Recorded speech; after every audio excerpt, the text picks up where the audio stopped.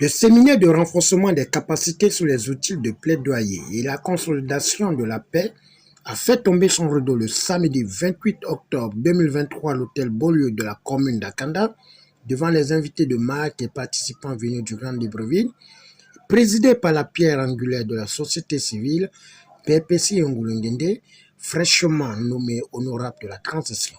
Nous avons pendant 48 heures partagé les outils et les techniques en matière de plaidoyer. C'est un projet qui va durer 6 mois, donc jusqu'au mois de mars. Et nous avons lancé pendant ces deux derniers jours, 27 et 28 octobre, ce projet par ce renforcement des capacités en technique de plaidoyer. Nous avons compris qu'en cette période, nous devons choisir parmi tous les outils qui existent, ceux-là qui sont conformes à l'environnement actuel, l'environnement politique actuel. Quels sont les décideurs que nous devons approcher et comment nous devons organiser ces plaidoyers, comment nous devons les planifier et le point sensible également de la communication, comment mettre en œuvre non seulement le plan de plaidoyer, mais quel type de communication, quels sont les messages, quels sont les porteurs de messages. Donc, nous pouvons dire que au regard des débats, des échanges et de l'intérêt qu'ont eu les participants, que la thématique était vraiment d'actualité. L'ONG Malachi, avec la coalition des organisations de la société civile et l'appui du partenaire technique Civiscus, ont permis aux leaders regroupés en atelier de mettre en exergue des propositions et conduite à tenir à l'aube du grand dialogue. Le problème de mentalité défaillante lié à l'ego surdimensionné de certaines personnes, aux besoins d'assistanat de la plupart de la population, a conduit au sous-développement.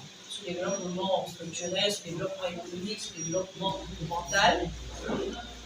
Ensuite, les difficultés d'accès à l'information ont permis, ont favorisé plusieurs violations des droits et libertés, pourtant reconnus et garantis par la Constitution et d'autres textes.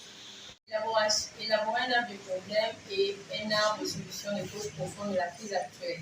Conséquences: gestion opaque, concentration du pouvoir par une poignée, absence de distribution des richesses. La mauvaise gestion et la répartition inégale des ressources, la perte des valeurs. Les causes, c'est la fraude électorale. Deuxième cause, mauvaise gouvernance. Troisième cause, l'effritement du lien social et la perte de la dignité. Face aux enjeux du redressement et redynamisation du Gabon durant la période de transition, pilotée par le général de brigade Brice Clotaire Oligui, la société civile ne jouera pas de la figuration ni porter les bretelles selon les avis et sentiments de la pièce maîtresse des droits de l'homme et des participants qui ont pris part à ce séminaire. Nous devons continuer à défendre les droits de l'homme, mais nous devons le faire conformément à l'environnement juridique international et national. Nous sommes régis par une charte et c'est important de connaître vraiment les dispositions de cette charte de transition. C'est important également de connaître tous les engagements internationaux du Gabon. On a pris parmi les exemples en termes de méthode de plaidoyer, les marches et tout. Et nous pensons que dans l'environnement actuel, nous devons promouvoir la cohésion sociale, nous devons préserver la consolidation de la paix. Il vaut mieux utiliser certaines méthodes, d'accord, qui ne vont pas perturber la vie publique ou alors qui ne vont pas donner des mauvais signaux aux différentes parties prenantes dont les citoyens. Mais nous devons continuer et s'il y a des violations des droits de l'homme, nous devons savoir comment nous adresser aux décideurs pour pouvoir changer les choses.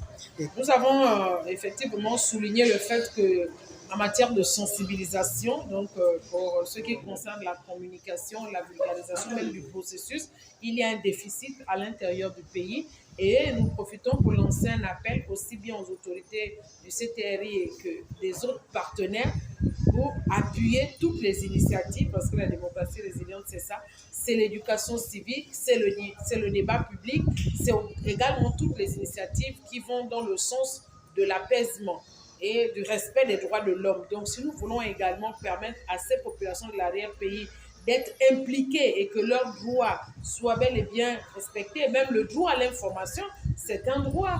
Ça fait partie des droits de l'homme, les droits économiques, les droits sociaux. Et nous savons qu'en ce moment, il y a des réformes qui sont en cours au niveau du CTRI, mais dont les populations à l'intérieur ne sont pas informées. Donc, il y a un effort à faire à ce niveau-là et nous lançons un appel pour tous les partenaires qui peuvent appuyer de telles initiatives pour que le processus de transition se fasse conformément aux standards internationaux et surtout dans le respect des droits de l'homme et que les défenseurs des droits de l'homme soient outillés pour ne pas prendre des risques qui les mettront dans des situations difficiles, mais que ces acteurs importants continuent de veiller au respect des droits de l'homme.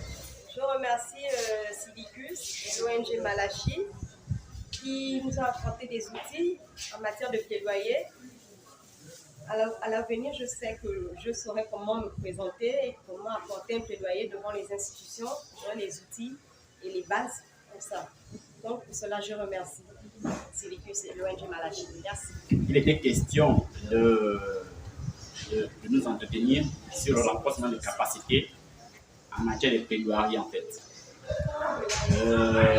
Mon sentiment, c'est que ça nous a permis, moi personnellement, ça m'a permis d'avoir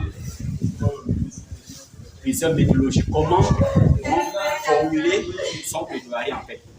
En prévision de la grande arène prévue dans les jours à venir, la compilation des mesures et actions feront le fil conducteur de la société civile pour la réconciliation et la cohésion d'un dialogue inclusif de reconstruction des liens sociaux déjà dégradés.